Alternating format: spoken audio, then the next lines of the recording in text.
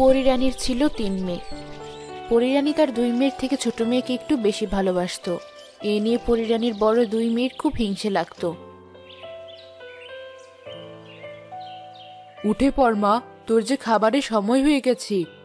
আমার যে কিছুই খেতে ভালো লাগছে না মা, আমি আর একটু ঘুমাই। বেশি ঘুমালে যে শরীর খারাপ আরো বেশি হবে, তুই এমনিতেই খুব অসুস্থ। আমার এই ডানাটা খুব বেশি ভারী মা, এত ভারী ডানা যে আমার খুব কষ্ট দেয়।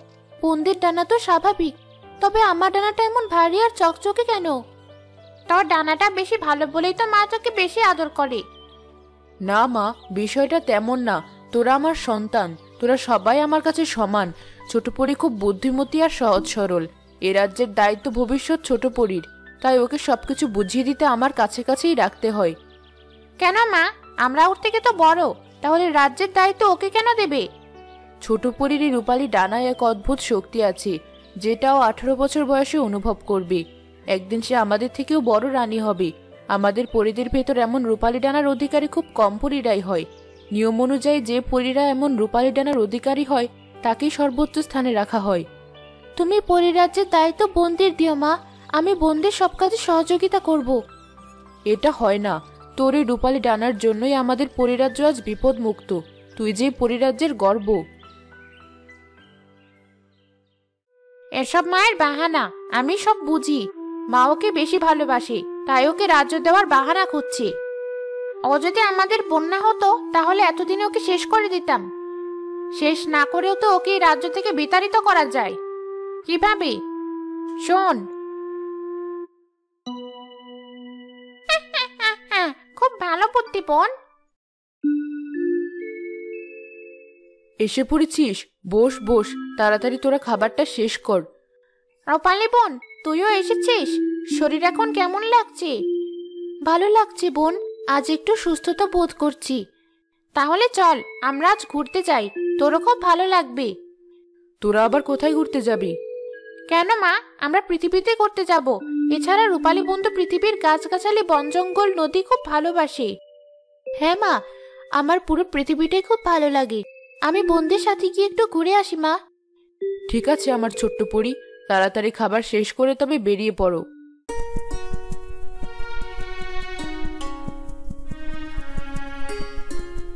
রূপালী বোন, চল আমরা এই জঙ্গলের ভেতরে নামি। দেখ, পাশে একটা বড় নদীও আছে। চল বোন, আমরা আগে নদীর ধারে নামি, ওখান থেকে ঘুরে জঙ্গলের রাস্তাটা ধরবো। তারা 3 বোন নদীর ধারে নেমে বেশ কিছু সময় ঘোরাঘুরি করলো। এরপর তারা জঙ্গলের রাস্তা ধরলো। বাহ, রাস্তাটা কিন্তু বেশ। দেখ বোন, চারপাশে কত গাছ পাখি। হ্যাঁ, বেশ সুন্দর। আমারও পৃথিবী খুব ভালো লাগে। পরিরাজ্য থেকে পৃথিবীর এই হাওয়াটাই যেন মনটা ছুঁয়ে দেয়। ঠিক বলেছিস বোন, আমরা যদি মানুষ হতাম তাহলে খুব ভালো লাগতো। রূপালী, ভালোভাবে ঘুরে ঘুরে দেখ, পরের বার কিন্তু অনেক দেরি করে পৃথিবীতে আসবো। তারা 3 বোন মনের আনন্দে জঙ্গলের ভেতর ঘুরতে লাগলো। এদিকে জঙ্গলের পাশে ছিল এক ছোট্ট গ্রাম। ওই গ্রামে সুজন নামের এক ছেলে তার বাবা ও সৎ মায়ের সাথে বসবাস করত। সেই সকাল থেকে দেখছি একা একা কাঠ কেটেই চলেছ। তা তোমার সেই গুণধর ছেলেটি কোথায়? তাকে ডাকো একবার। আহা গিন্নি, ছেলেটা কাল সারাদিন কাজ করে এসেছে, মাত্র তো সকাল হলো। ওকে একটু ঘুমাতে দাও, দেখবে একটু পরও নিজে থেকেই উঠে আসবে। সবে আমার কপাল, না হলে কি আর তোমার সাথে বিয়ে হয় আমার? তোমার আবার সকাল সকাল কি হলো মা? রোজ সকালে তুমি এমন চিৎকার করো কেন? ওই যে তোমার গুণবান ছেলে বেরিয়ে এসেছে, ওকে একটু কাজকর্ম কিছু শেখাও, শুধু বড়টাকে নিয়ে টানাটানি করো। আমার ছেলেটা এখনো কত ছোট, আর তুমি কিনা বলছো কাজের কথা? তোমার এই ছেলে আর বড় হবে না, ও সারা জীবনই ছোট থেকে যাবে। আমার ছেলেটার ভালো তো তোমার সহ্য হয় না, একে আমি বুঝি না। সকাল সকাল আবার তোমাদের কি হলো? মা, আমাকে আগে কটা খাবার দাও, কাজে যেতে হবে তো, তারপরই না হয় তোমরা ঝগড়া করো। ওই দেখো খাবার, খাবার কটা খেয়ে আমাকে উদ্ধার করো। যাক বাবা, আমি আবার কি করলাম? সুজন জঙ্গলে কাঠ কেটে তা হাটে বিক্রি করত। সে খাবার শেষ করে কুড়াল নিয়ে জঙ্গলের উদ্দেশ্যে বেরিয়ে গেল। কপাল সুজন, কপাল, তোর কপাল খারাপ না হলে কি আর এত তাড়াতাড়ি মাকে হারাস? যা আছে কপালে তাই হবে। এই তো জঙ্গলের ভেতরে চলে এসেছি। কাল এক গাছ দেখে এসেছিলাম, আজ সেই গাছটাই কাটবো।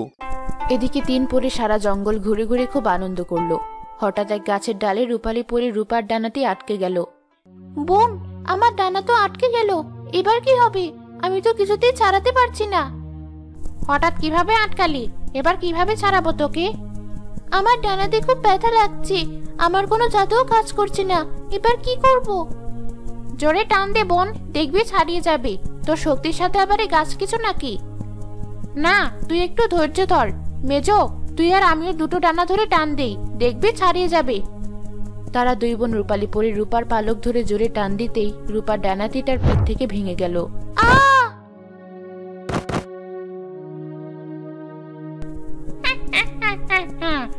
আমাদের পথের কাটা শেষ, ও আর কখনো উঠতে পারবে না। পরিরাজ্য এবার আমাদের। আমাদের পরিকল্পনা সার্থক হয়েছে। ভাগ্যিস আমাদের পরিদাসীকে দিয়ে আগে থেকে জাদুর ফাঁদ পেতে রেখেছিলাম, যার কারণে ওর কোনো জাদুও কাজ করেনি। চল, এবার এখানে থাকা ঠিক হবে না। মাকে গিয়ে বলবো তার ডানাটি গাছের ডালে আটকে ভেঙে গেছে, যার কারণে সে আর আমাদের সাথে আসতে পারেনি।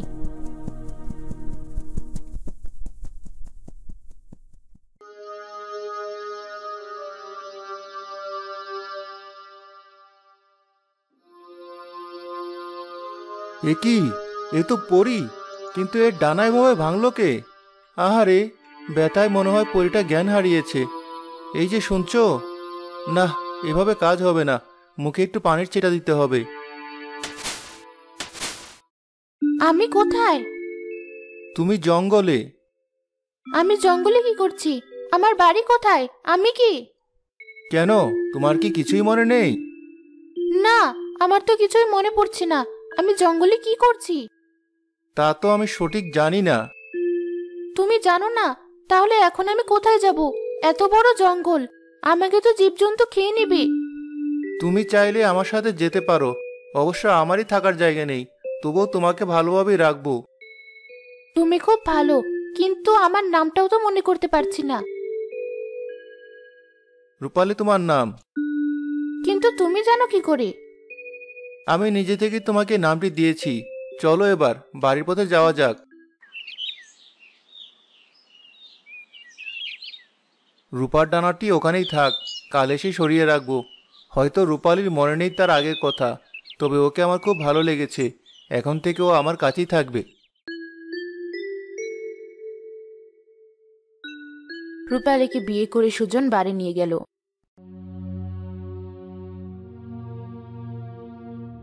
এ কি? কাকে সাথে করে এনেছিস? মা, ও রূপালী আমার বউ। আমরা আজই বিয়ে করেছি। দেখো তোমার ছেলে কি কাণ্ড করেছে, নিজে খেতে পারে না, সাথে করে বউ ধরে এনেছে। খারাপ কি করেছে? বিয়েই তো করেছে। বউকে ঘরে তোলো। যেমন ছেলেটা তেমন বাপ, ওসব আমার বাড়িতে কোনো জায়গা হবে না। পথ খোলা আছে, সোজা বিদায় হোক বাড়ি থেকে। সে কি মা, নতুন বিয়ে করেছি, বউকে নিয়ে কোথায় যাব? সেটা আমি কি জানি। আচ্ছা ঠিক আছে, বাড়িতে যখন থাকতে দেবে না তখন আর কি করা। চলো বউ, আমরা অন্য কোথাও থাকি। কোথায় যাবে? এত বড় পৃথিবী, আমাদের কি আর থাকার জায়গার অভাব হবে? চলো, কোথাও না কোথাও জায়গা ঠিক হয়ে যাবে। সুজন রূপালীকে নিয়ে বাড়ি থেকে বেরিয়ে এলো। তারা কোথাও জায়গা না পেয়ে জঙ্গলের পাশেই এক কুঁড়ে ঘর বাঁধল।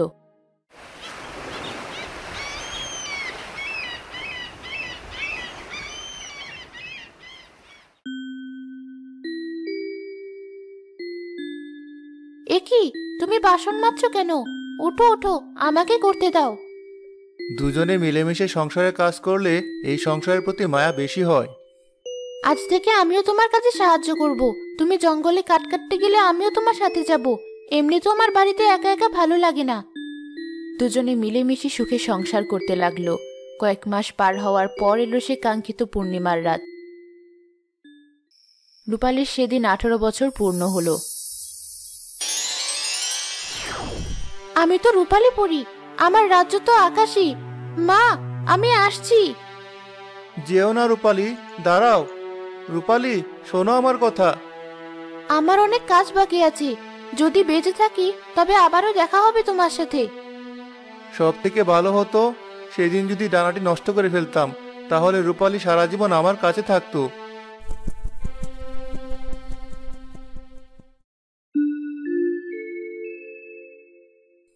আজ আমার মেয়েটার 18 বছর পূর্ণ হলো। ও কি আর কখনোই আমার কাছে ফিরে আসবে না? মা! রূপালী, তুই তুই ফিরে এসেছিস? ডানাটা যখন রূপালী সবার থেকে ভিন্ন, তখন ফিরতে তো আমাকে হবেই মা। এতদিন কোথায় ছিলি তুই? সব কথা বোনদের সামনেই বলি মা, তাদেরও এখানে ডাকা হোক। বড় ও মেজো পরীকে ডেকে পরিরানীর ঘরে আনা হলো। তারা রূপালী পরীকে দেখে খুব অবাক হলো। রূপালী, বোন তুই? হ্যাঁ আমি। খুব অবাক হলি নাকি? না না, অবাক হওয়ার কি আছে? অবাক হবো কেন? তুই কোথায় ছিলি এতদিন? কেন বোন, আমার কি মরে যাওয়ার কথা? তোর কি হয়েছে বলতো? এমন ভাবে কথা বলছিস কেন? এতদিন পরে ফিরে সবার সাথে এমন অদ্ভুত ব্যবহার করছিস কেন? মা, তুমি জানো না এরা দুই বোন আমার সাথে কি করেছে।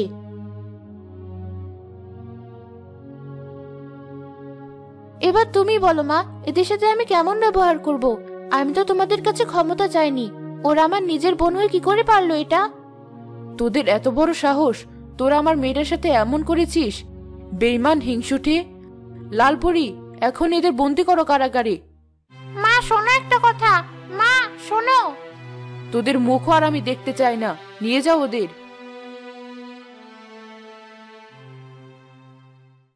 মা রূপালী, তুই যে ফিরে এসেছিস আমি খুব খুশি হয়েছি। তুই হারিয়ে যাওয়ার পর থেকে কতদিন যে ঘুমানি তার কোনো হিসাব নেই। মা, আমার কিছুই মনে ছিল না। পৃথিবীর এক মানুষের সাথে আমার বিয়ে হয়েছে। আমার পিঠে আজ রূপালী ডানা আসার পরেই তোমাদের সব কথা মনে পড়েছে। কি বলছিস? তোর বিয়ে হয়েছে? হ্যাঁ মা, আমাকে পৃথিবীতে ফিরে যেতে হবে। যার সাথে আমার বিয়ে হয়েছে সে মানুষটি খুবই ভালো। ওকে আমি ঠকাতে পারবো না মা। তোকে পেয়েও যে আবারও হারাতে হবে এটা আমি কখনো বুঝতে পারিনি। বাধা দিব না তোকে। তোর এই রূপালী ডানা দিয়ে পৃথিবীতে একটা প্রাসাদ বানাস, তাহলে সেখানে আমিও যেতে পারবো। ভেবেছিলাম ডানাটাই নষ্ট করে ফেলবো। না না, তুই ডানাটি নষ্ট করিস না, তাহলে যে তোর স্মৃতি আবারও মুছে যাবে। আমাদের কথা তোর কিছুই মনে থাকবে না, কিন্তু এটা যদি তুই প্রাসাদ বানিয়ে ব্যবহার করিস তোর সবকিছু মনে থাকবে। বেশ মা, আমি রূপালী পালক দিয়ে একটা রূপার প্রাসাদ বানাবো। রূপালী তার মায়ের থেকে বিদায় নিয়ে বাড়িতে এসে দেখলো সুজন খুব মন খারাপ করে বারান্দায় বসে আছে। এভাবে মুখ গুমরা করে বসে আছো কেন? তুমি এসেছো? তুমি চলে যাওয়ার পর আমার দম যেন বন্ধ হয়ে আসছিল। এজন্যই তো আর যাবো না। এখন থেকে সারা জীবন তোমার সাথেই থাকবো। সত্যি বলছো? তুমি আর আমাকে রেখে যাবে না? হ্যাঁ, আমি সত্যি বলছি। আমি আর তোমাকে রেখে কোথাও যাব না। এই দেখো, আমার ডানা খুলে ফেলছি। রূপালী ডানা, এখানে একটা রূপার প্রাসাদে পরিণত হয়ে যাও।